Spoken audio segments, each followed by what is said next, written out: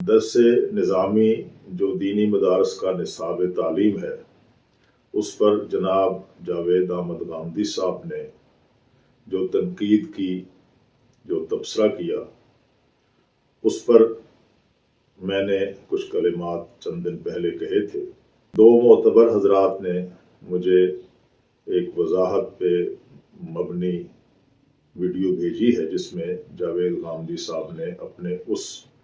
تبصرے کی وضاحت کی ہے، لیکن میں نے اسے پوری توجہ سے اور غیر جانبداری سے اسے سنا ہے۔ میں اس نتیجے پر پہنچا ہوں کہ یہ عذر گناہ بدتر از گناہ کے زمرے میں آتا ہے۔ کسی موقع پر بعض ایسے الفاظ طالب علموں کی مجلس میں بول دیے جاتے ہیں جن پر اعتراض کیا جا سکتا ہے۔ میں اس طرح کے الفاظ کا کوئی دفاع بھی نہیں کرتا، اور وہ یہ ہے کہ یہ نظام ہماری ضرورتوں کو پورا نہیں کرتا۔ یہ گویا ماضی کا ایک قصہ بن کے رہ چکا ہے۔ کیا اس نظام سے ہم وہ چیز پیدا کر رہے ہیں جس کے لیے اس نظام کو ہم نے روا رکھا ہوا ہے؟ کہ یہ نظام تعلیم ہمارے مجموعی نظام کے ساتھ ہم آہنگ نہیں ہے۔ اگر کوئی آدمی دین کا عالم بننا چاہے تو ہمارا یہ نظام تعلیم اس کے لیے بنیادی تیاری نہیں کراتا۔ کیسے؟ اس لیے کہ دین کا عالم بننے کے لیے اس کو عربی زبان جاننی ہے، اس کے علوم سے واقفیت حاصل کرنی ہے، اس قابل اپنے آپ کو کرنا ہے کہ وہ جو کچھ اب سے 1300-1400 سال پہلے سے کام ہو رہا ہے اس تک رسائی حاصل کر سکے۔ اس کے بغیر تو دین کا عالم نہیں بن سکتا۔ تو دوسرے جتنے علوم ہمیں پڑھائے جاتے ہیں وہ زبانوں کے لحاظ سے بھی، ہنر کے لحاظ سے بھی وہ بنیاد فراہم کر دیتے ہیں۔ جو کچھ کہا گیا یا کہا جا رہا ہے وہ یہ ہے، اور لوگوں کے ذہن میں یہ منفی سوچ ڈالنے کی کوشش کی گئی کہ دینی مدارس کے اس نصاب تعلیم سے ایک تو قرآن و حدیث کی تعلیم اور قرآن و حدیث کا گہرا ادراک حاصل نہیں ہوتا، بلکہ اس نے قرآن و حدیث سے ان طلباء کو غافل رکھا ہے، دور رکھا ہے۔ اور دوسری یہ بات کہی گئی کہ اس نصاب سے فارغ التحصیل لوگ معاشرے میں وہ کردار ادا نہیں کر سکتے جو کردار معاشرے کی ضرورت ہے۔ بہت افسوس ہے مجھے اس بات پہ۔ پہلی بات کا جواب تو بالکل سیدھا سادہ ہے کہ اس نصاب نے کیسے کیسے لوگ پیدا کیے ہیں۔ آپ دیکھیں کہ شاہ ولی اللہ محدث دہلوی، شاہ عبد القادر، شاہ رفیع الدین، شاہ عبد العزیز، مولانا محمد قاسم نانوتوی، مولانا رحمۃ اللہ کیرانوی سے لے کر مولانا اشرف علی تھانوی تک، یہ سب لوگ جنہوں نے امت کی رہنمائی کی، یہ اسی نصاب تعلیم سے فارغ التحصیل تھے۔ آپ دیکھیں کہ پوری دنیا میں مساجد اور مدارس کا اور منبر و محراب کا جو نظام ہے اس پر وہی لوگ کام کر رہے ہیں، امت کی رہنمائی کا فریضہ سر انجام دے رہے ہیں جو درس نظامی سے فارغ التحصیل ہے۔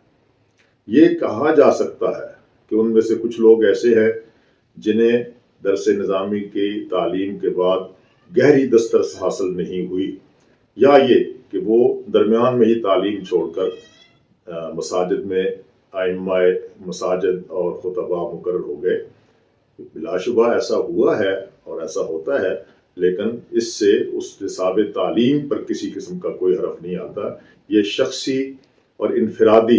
کوتاہیاں ہو سکتی ہیں، نصاب تعلیم کا قصور کیا ہے؟ میں دعوت دیتا ہوں کہ جب دورہ حدیث کے طلباء صحاح ستہ کی اپنے استاد کے سامنے عبارت پڑھ رہے ہوتے ہیں تو ان کی عبارت پڑھنے کا انداز دیکھیں، اس کی رفتار دیکھیں کہ وہ عربی صحاح ستہ احادیث کی عبارت جو ہے وہ کس روانی سے پڑھتے ہیں۔ اس سے اندازہ ہوتا ہے کہ انہیں ان احادیث کا گہرا علم بھی حاصل ہے اور عبارت پر بھی انہیں دسترس حاصل ہے۔ اسی طرح پورے معاشرے میں لوگوں کی رہنمائی ہو رہی ہے، اور اگر کسی جگہ پہ شرعی عدالتیں قائم ہو جائیں، جب شرعی عدالتیں قائم تھیں درس نظامی کے فضلاء ہی ان میں جج تھے، ان میں قاضی تھے۔ آج بھی دینی مدارس کے ان طلباء فارغ التحصیل علماء میں یہ صلاحیت موجود ہے کہ آج اسلامی نظام حکومت قائم ہو جائے اور شرعی عدالتیں قائم ہوں تو یہی علماء جو منبر و محراب پہ اپنی فریضہ سر انجام دے رہے ہیں وہ ان عدالتوں میں قاضی کے طور پر لوگوں کے مقدمات کا فیصلہ کریں گے. فیصلہ کرنے کی صلاحیت ان میں موجود ہے اور اس میں کسی قسم کا کوئی شک نہیں. تیسری بات جو میں اس سلسلے میں کہنا چاہتا ہوں کہ ایک ہے 8 سال کا درس نظامی دورہ حدیث تک، اس کے بعد پھر تخصص ہے، کہیں 2 سال کا کہیں 3 سال کا تخصص فی الفقہ الاسلامی. تو وہ جو جن لوگوں نے تخصص کیا ہوا ہے وہ دارالافتاء میں بیٹھے ہیں، وراثت کے مسائل، نکاح طلاق کے مسائل، حج زکوٰۃ کے مسائل، روزہ نماز کے مسائل، وضو سے لے کر حج کے تمام مناسک تک کے جتنے بھی مسائل ہیں، ان مسائل میں امت انہی علماء سے رہنمائی حاصل کرتی ہے. حتیٰ کہ کہیں نکاح طلاق کے مسائل ہوں، کہیں وراثت کی تقسیم کا مسئلہ ہو اور اس میں لوگوں سے اپنے فیصلے نہ ہو پا رہے ہوں تو وہ علماء سے رجوع کرتے ہیں. اور علماء میں پھر دارالافتاء جہاں مفتیان کرام بیٹھے ہیں، تو یہ رہنمائی ہو رہی ہے. اس پر طعن و تشنیع کرنا کہ ان علماء نے جو علم حاصل کیا ہے اس کے نتیجے میں وہ معاشرے کی ضرورتیں پوری نہیں کر رہے. جاوید غامدی صاحب کا جہاں تک مسئلہ ہے، انہوں نے امت میں سوائے عقائد، نظریات اور مسلمات کے بارے میں تشکیک پیدا کرنے کے کوئی کام سر انجام نہیں دیا. وہ اپنا نصاب تعلیم سامنے لائیں، وہ اپنا کوئی ادارہ سامنے لائیں کہ جہاں لوگوں کو شروع سے لے کر آخر تک دین کی تعلیم دی جاتی ہے، اور اس دین کی تعلیم میں وہ جو کچھ چاہتے ہیں، جو مطلوبہ ان کی باتیں ہیں، وہ بھی سامنے آئیں. لیکن ایسا نہیں ہے، سوائے اس کے کہ وہ میڈیا پہ بیٹھ کر لوگوں میں تشکیک پیدا کرتے ہیں اور الذی یوسوس فی صدور الناس من الجنۃ والناس کا مصداق بنتے ہیں. اس کے علاوہ ان کا کوئی کارنامہ نہیں ہے. جہاں تک درس نظامی کی تعلیم کا سلسلہ ہے، یہاں مدارس میں جا کر طلباء کے رہن سہن کو دیکھ کر، طلباء کے انہماک کو دیکھ کر، صبح سے لے کر رات گئے تک وہ اپنے نصاب کو پڑھنے، اسے یاد کرنے اور اس کو سمجھنے کے لیے جس طرح کی سرگرمیوں میں مصروف ہے،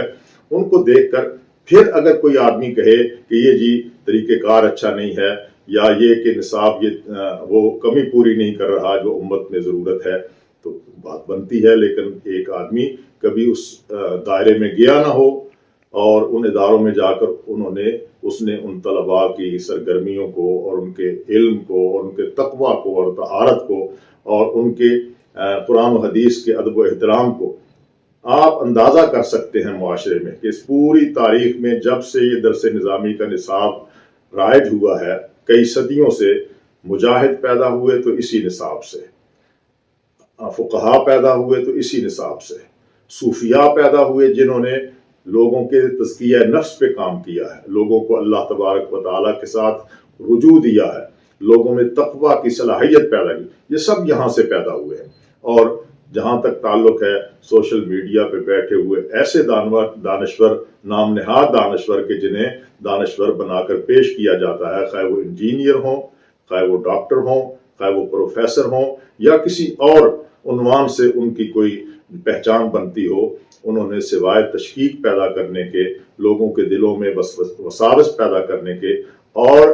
مسلمانوں کو ان کی اعتقادی جو عظمت ہے اس سے گرانے کی کوشش کے علاوہ ان کا کوئی کارنامہ نہیں ہے. اس لیے میں عامۃ المسلمین سے یہ درخواست کروں گا کہ وہ درس نظامی کے بارے میں اس پراپیگنڈے کا شکار نہ ہوں جو پراپیگنڈا یہ لوگ کر رہے ہیں. ان کی اپنی کوئی منزل نہیں ہے،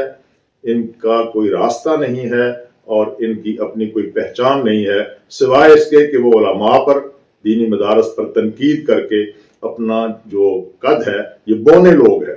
یہ پست قد لوگ ہیں، یہ اپنا قد بڑھانا چاہتے ہیں اور یہ نہ جانے کس کے ہاتھ میں کھیل رہے ہیں. جس طرح آپ اندازہ کر لیں کہ جتنے بھی لوگ ہیں، آپ اگر ان کے پس منظر پہ جائیں گے تو آپ کو اندازہ ہوگا کہ یہ کسی ایجنسی، کسی ادارے، کسی تحریک کے خودکاشتہ پودے ہیں جو امت مسلمہ میں تشکیک، وساوس اور عقائد کی جو عظمت ہے اس سے گرا کر انہیں چوک چوراہے میں کھڑا کر دینا چاہتے ہیں کہ جہاں سے چاروں طرف پہ ان پہ حملہ ہو سکے اور وہ جو ہے وہ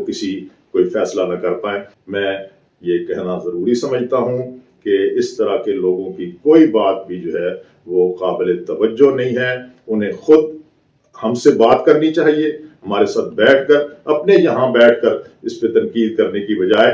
ہمارے ساتھ بیٹھ کر گفتگو کریں. ہم انہیں یہ ثابت کریں گے کہ دنیا میں مسلمانوں کی پوری آبادیوں اور ریاستوں میں درس نظامی سے بہتر کوئی نصاب نہیں ہے جو متدین عالم پیدا کرتا ہو، جو متقی پرہیزگار پیدا کرتا ہو، اور جو معاشرے کی تمام ضروریات کو پورا کرنے کی صلاحیت جو ہے وہ اپنے لوگوں میں پیدا کرتا ہو.